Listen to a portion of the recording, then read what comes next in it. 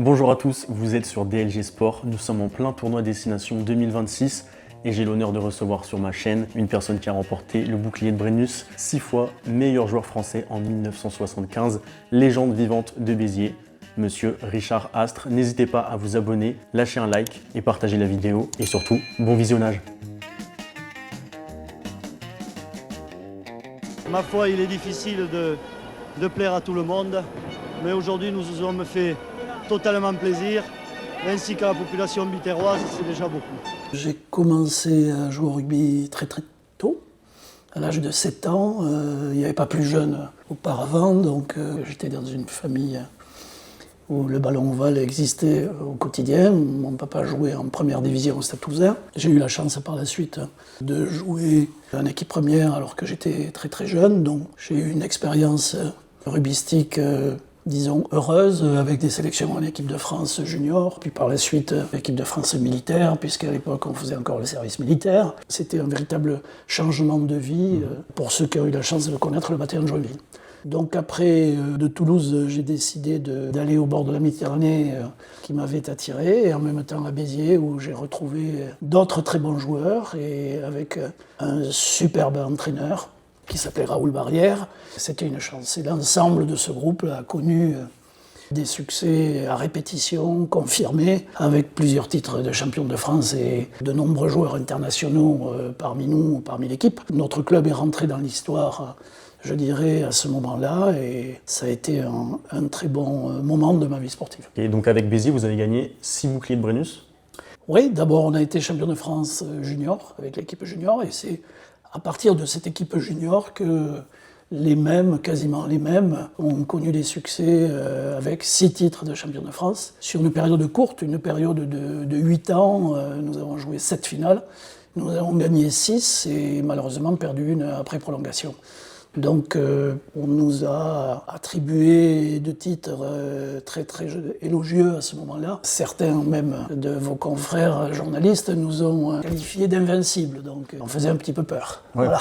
La première, c'était contre Toulon, que nous avons gagné après prolongation, qui restera elle aussi dans l'histoire, parce que la première, elle était merveilleuse, non seulement pour ceux qui l'ont joué, mais aussi pour ceux qui encadraient, bien entendu, les dirigeants, mais aussi les supporters qui étaient présents, ils étaient très nombreux. Et après, toute la ville, toute la population, je dirais, on va dire, c'est quasiment un oubli des succès de son équipe de rugby. L'équipe de Béziers à l'époque, qu'est-ce qu'elle avait de plus que les autres? C'était notre jeu qui était très novateur et très moderne pour l'époque. Auparavant, les équipes de rugby, il y avait des avants et il y avait des 3/4 et l'équipe était quasiment coupée en deux. On considérait les avants dans les phases de conquête pour conquérir le ballon et ils le donnaient vers les 3/4 pour l'exploiter et faire des actions spectaculaires. Nous, on a un peu modifié, je dirais, cette organisation en mettant des joueurs qui étaient forts physiquement, comme des attaquants, dans des positions différentes, dans des zones différentes, ce qui a surpris beaucoup de nos adversaires qui avaient du mal à s'organiser face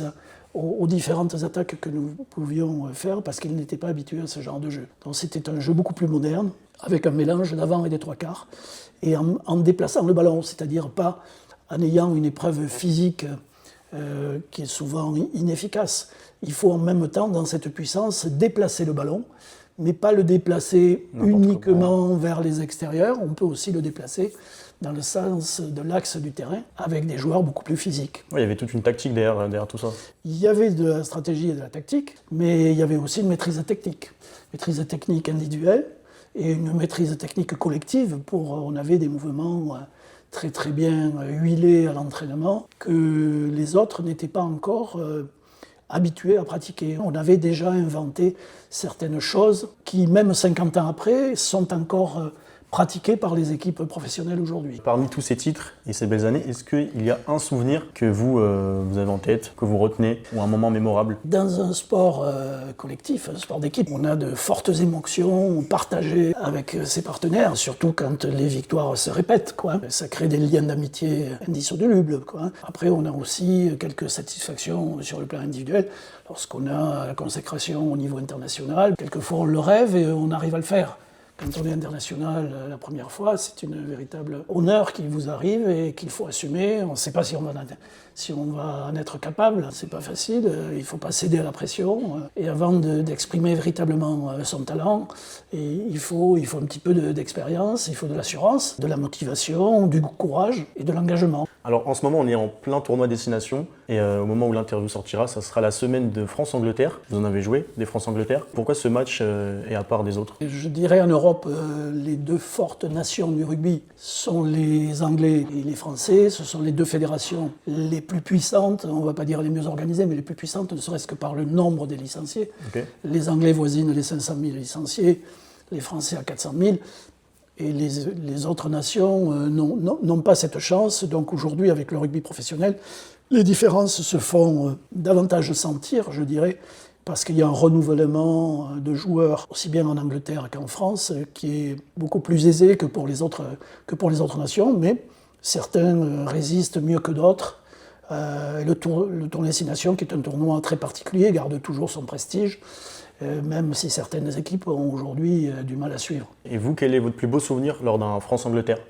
On sait qu'il y a eu un fameux match à Twickenham. Oui, c'est d'avoir battu les Anglais à Twickenham dans un match où on ne nous attendait pas. C'était les premières sélections, notamment de Jean-Pierre Rive, de Gérard Choulet, enfin, des joueurs qui, par la suite, notamment Jean-Pierre Rive, ont éclaboussé le rugby français. Donc, ça a été un très très bon moment avec une très très belle prestation de l'équipe de France. Si je reprends aujourd'hui les équipes de France, je dirais elles ont la chance d'avoir comme formateurs les clubs de rugby du top 14 et de Pro D2 et d'autres clubs. Je dirais que la formation en France, c'est véritablement structuré avec beaucoup d'entraîneurs, beaucoup de ressources, je dirais, autour de la formation. C'est un travail de longue haleine et c'est ce dont profite aujourd'hui l'équipe de France avec beaucoup de très très bons joueurs, de jeunes joueurs. C'est un petit peu le même phénomène en Angleterre. Si on veut la comparer à d'autres sports, le football, avant que les centres de formation véritablement produisent des résultats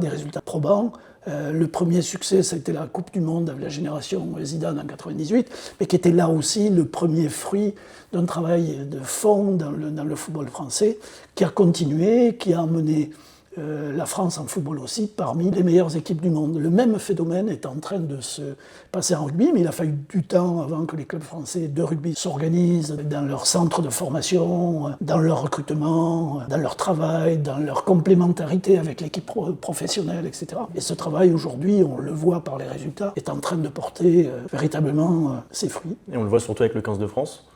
On le voit avec le 15 de France, qui peut changer des joueurs, et il y a un magasin bien rempli de très bons joueurs. Qu'est-ce qui a le plus changé entre le rugby des années 70 et celui de maintenant, en 2026 ? Le plus gros changement, je crois, il est naturel, ce sont les règles.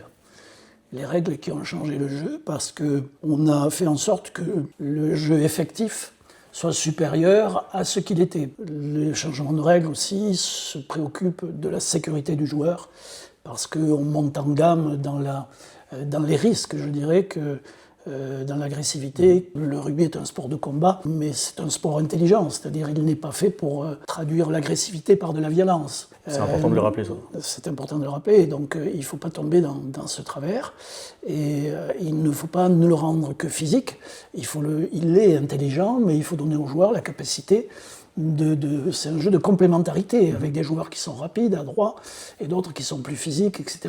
Il y a beaucoup de profils différents. Voilà, c'est un sport éducatif. Il ne faut pas que le sport professionnel rejette les enfants du rugby parce qu'apparemment ils n'ont pas des qualités physiques exceptionnelles. Mais on peut être petit et bien musclé comme le meilleur joueur du monde aujourd'hui. On le dit parce qu'il est français. Et Antoine Dupont rassemble toutes ses qualités. Et pourtant, c'est en même temps, il est un monstre de qualité physique, technique. C'est un bon exemple. C'est un très bon exemple. Voilà. Mais il y a une préparation dans ce travail par rapport aux évolutions de rugby qui est justement pratiquée dans les centres de formation. Il y a la partie physique, il y a la partie mentale aussi qui est très très importante au rugby. Parce que comme dans le sport de combat, il faut également... La partie mentale est très très importante. Et elle se complique dans la préparation quand le sport est en collectif, on est nombreux sur un terrain. Et pour que cette force collective puisse s'exprimer, intervient la force mentale. On le voit maintenant avec des coachs mentaux qui apparaissent dans certaines nations ou certaines équipes. Oui, c'est vrai, C'est c'était important. auparavant négligé. Ça tenait de la personnalité de l'entraîneur de l'époque, qui pouvait avoir un fort caractère d'entraînement et qui savait plus ou moins donner les bonnes informations pour ne pas basculer dans le stress que peut donner une préparation trop élevée sur le plan psychologique, quoi, qui fait tomber du mauvais côté, quoi. Donc c'est la force mentale, c'est quelque chose qui se conduit avec beaucoup de doigté, quoi. On vous surnommait le roi Richard. Ouais. Aussi le petit Mozart, non? C'est bien ça? Oui, on m'a donné beaucoup de surnoms. Ça fait plaisir. Je ne sais pas s'ils sont justifiés, quoi, hein, mais Quel type de joueur vous étiez? j'étais plutôt stratège, quoi. La dénomination du stratège, c'est de bien faire jouer ses partenaires. Et ça, c'est une dimension difficile, parce que quand on est jeune ou tout petit, on met le ballon sous le bras et on cherche plutôt l'exploit individuel. Et après, dans le jeu, notamment dans un jeu collectif, il y a des joueurs qui sont faits pour distribuer le jeu et l'utiliser du mieux possible. C'est-à-dire, c'est toujours un choix entre faire une passe au rugby, ou donner un coup de pied, ou tenter une action individuelle. On a ce choix. Alors quand on en parle comme ça, c'est très facile, on peut. Mais quand c'est au centième de seconde, Sur un terrain, avec tout ce qui est voilà, autour. les plus forts et les plus doués peuvent l'exprimer. Ceux qui n'ont pas cette vivacité physique et intellectuelle ont moins de capacité pour le faire.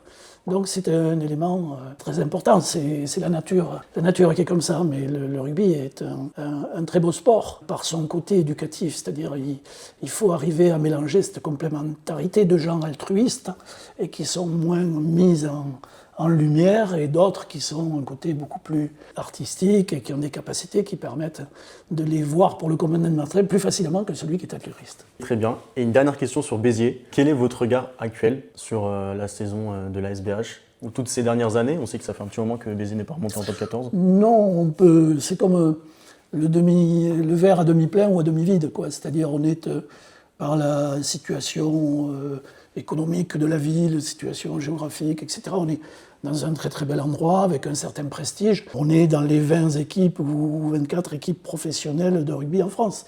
C'est déjà une grande satisfaction d'avoir une équipe professionnelle qui peut se produire. Il y a des supporters, il y a toujours un engouement qui est entretenu. Bien sûr. Alors on veut toujours plus. Ils ont accompli ces dernières saisons de très très bons résultats. Le début de saison a été, ou la moitié de saison a été un petit peu plus difficile cette année, mais c'est la vie sportive et la vie d'un club comme ça, c'est toujours fait de haut et de bas, et c'est quand c'est bas qu'il faut se serrer les coudes et trouver des solutions. C'est là qu'on va voir les ressources du club, finalement.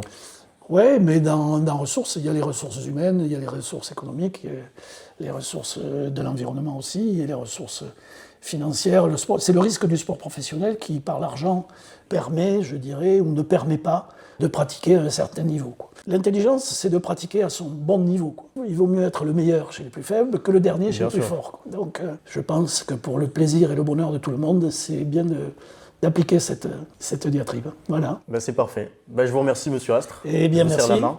Au plaisir. Au plaisir, au plaisir. Merci à vous.